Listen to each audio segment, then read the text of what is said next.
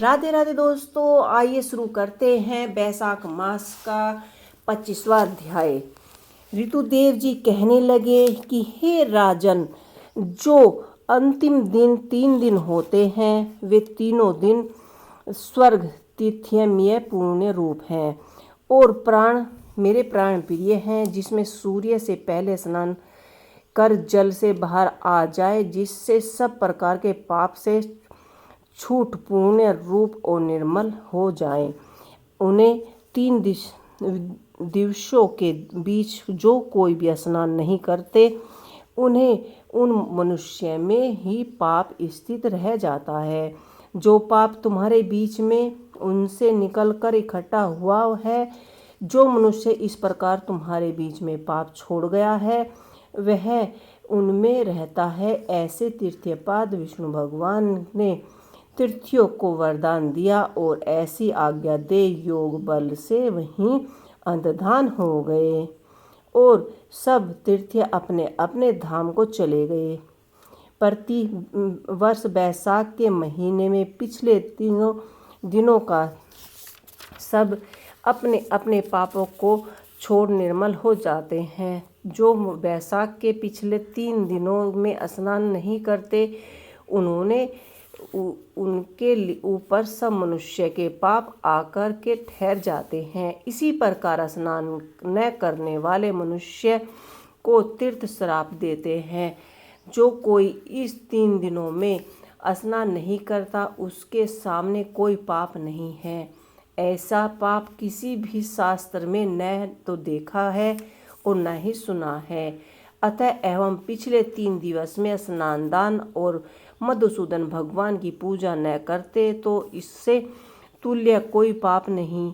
जो इस कर्म को न करे वह 14 मनंतर तक नरक में पड़े रहे। इसी प्रकार संपूर्ण बैसाख महात्म महाबुद्धिमान ऋतुराज कीर्ति के आगे कहा ओ कहते हुए जैसे जैसे सुना या देखा तदनुसार की माधव मास की कथा का वर्णन किया गया। इसी महात्म को पूरी रीति के वर्णन से करने की समर्थ तो ब्रह्मज की भी नहीं है। पहले कैलाश के शिखर पर बैठकर पार्वती जी ने और महादेव जी से पूछा तथा महादेव जी 100 वर्ष तक यही कथा कहते रहे कि तो भी पूरी नहीं हुई। वह असमर्थ हो चुके थे। विष्णु भगवान जी जगन्नाथ से नारायण के बीच कोई भी बैसाख मास का वर्णन पूर्णतः नहीं कर सकता। सबसे पहले ऋषियों ने मनुष्य के हित में कामना से थोड़ा थोड़ा बैसाख महात्म वर्णन किया, परंतु हे राजन, किसी ने भी अंत नहीं पाया। असमर्थ होकर सब बैठे रहे। तू बैसाख मास के दान आदि सत्कर्म कर, इससे निश्चय ही मुक्ति मिलेगी। ऐसा मिथिलापति राजा जनक को समझाया कर ऋतुराज जी राजा से पूछकर जाने का विचार करने लगे। तो राजा को एक साथ आहत उत्पन्न हो गया, नेत्रों से जल टपकने लगा और उत्साह करने पर पर्वत प्रवाहित होने लगा और अपनी बुद्धि के लिए ऋतुराज जी को पालकी में बैठाकर गृह की प्रदक्षिण कर चतुरंगिणी सेना को संग भेज और पीछे पीछे स्वयं चला। फिर अतःपुर में ले जाकर वस्त्र आभूषण गो पृथ्वी तिल स्वर्ण आदि सब प्रकार के वैभव आगे रखकर नमस्कार कर हाथ जोड़कर सन्मुख खड़ा हो गया। तब महातेजस्वी महायशस्वी ऋतुराज देव जी अत्यंत संतुष्ट हो प्रसन्नतापूर्वक अपने धाम को चले गए।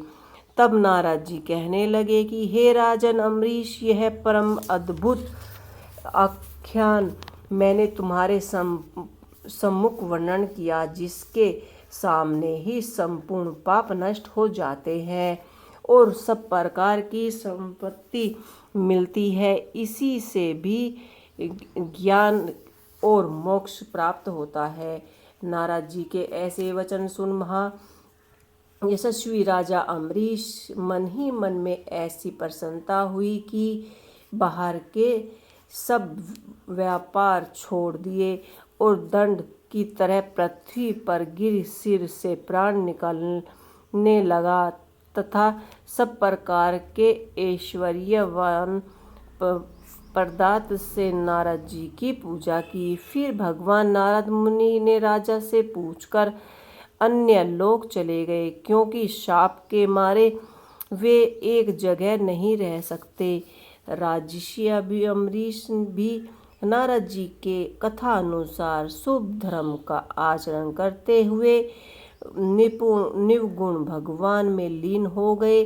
और सूत जी बोले, जो कोई इस पाप के नाश करता और पुण्य के बढ़ने वाले परम अद्भुत आख्यान को सुनता है और पाठ करता है, वह परम गति को प्राप्त होता है तथा जिसके घर में हाथ की लिखी पुस्तक है, उसके तो हाथ ही में ही मुक्ति है, सुनने की भी कुछ आवश्यकता नहीं है।